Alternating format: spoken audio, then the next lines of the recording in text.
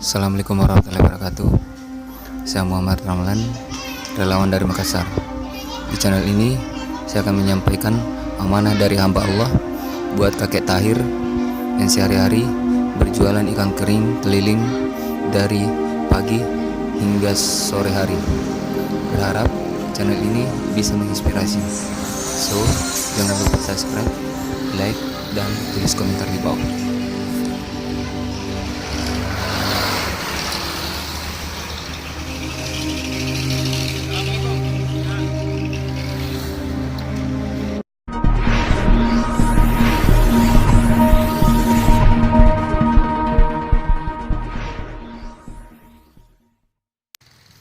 Namanya kakek Tahir, umur 65 tahun, tinggal di rumah kontrakan di Jalan Sultan Abdullah, Makassar, berjualan ikan kering keliling dari pagi hingga sore hari.